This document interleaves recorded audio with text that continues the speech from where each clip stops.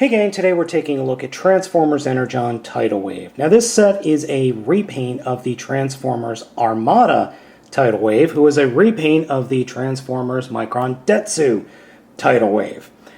Yeah, we've got three different repaints of this guy. Now this is probably the weirdest repaint I could have ever imagined for a figure like Tidal Wave. The original Tidal Wave in the Japanese series was more purple and gray and more Decepticon colors. Then you had the US colors, which were interesting. And then you have these colors, which are this neon green, white, gray. I don't know what's going on, but apparently he's covered in lightning. Now, unfortunately, I did lose the missiles that are at the front of the submarine unit, but I did not, however, lose the Minicon. The Minicon is in here. It is the exact same Minicon, but repainted. So, yep, there he is, transformed, yippee-dee-da. You can activate a Minicon gimmick here on the submarine, plug him in, and then push him forward to move the turrets. Other than that, nothing else. To start off, we'll quickly show you the weird base structure that I came up with the original Tidal Wave figure. It's kind of like a Minicon base. So you take the pontoon ship and you open it up, fold out these components, and you can attach the sub up here, and then the ship can just sit there. Yeah, I realize that's not real great, but that's something I just came up with, and I believe that's something that a lot of fans came up with. Now for the real combination. We'll start off with the aircraft carrier and take these connectors on the back and just put them out at an angle, like 45-degree angle. Put him off to the side. Take the pontoon ship and open it all the way up. And then attach the clip here to the back of the submarine. And then that will allow you to take the pontoons and move them down like that.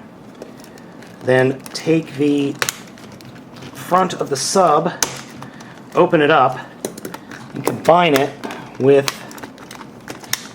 the aircraft carrier and just get everything lined up like that. And fit the section in, and there you have the Dark Fleet. Now this mode is known as the Dark Fleet, but in this case I think we could call it the Bright Fleet. This was the way that Tidal Wave first appeared on Earth, and most of the Armada TV show, this is what he would transform into, is this large, gigantic flying aircraft carrier thing. And it's pretty freaking awesome. Now, as he showed up in the show, I think those colors worked a lot better than this. This weird lightning all over the body motif with the clear neon green, it doesn't work for me at all. But in the show, the original color scheme works a lot better than this. So transformation from here is very easy. Take the pontoons and fold them out like this, and then rotate them around, spin the whole thing around, and then fold them down and open up the ends of the pontoons to form the feet, like that. Take the battleship, split it completely in half, take the sub parts, get them up out of the way, and then take the whole part of the sub, flip it around, pull up the head, and fold down the hands. Tidal Wave is a large figure, and the figure has always been very big. And it's very impressive, and it has a very, dare I say, GoBot feel to it. I know that sounds really weird, especially coming from a Transformers fan, but his face is very much of like a GoBot, or even very blocky and very stern, like Omega Supreme. It's a very interesting figure. And it's one of my favorite from the Transformers Armada line. In fact, I think it is my favorite figure from the Transformers Armada line. This is a great mold. It's unique, it's interesting, it's got multiple forms of play, and it can combine with Megatron or Galvatron. Now, I don't have either a Megatron or Galvatron here with me, but I can assure you that it looks absolutely ridiculous in this color scheme. Just absolutely insane.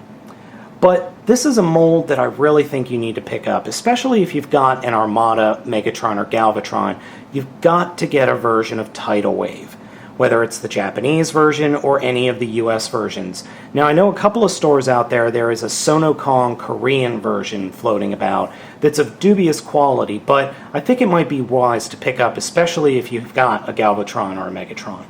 So this figure, I despise the paint scheme. I really don't think the lime green works for this character, but I love the mold. And that's the reason I bought it, because honestly, back in the day, I couldn't get enough of Tidal Wave. I had to have all the Tidal Waves I could because it's just such a freaking cool mold.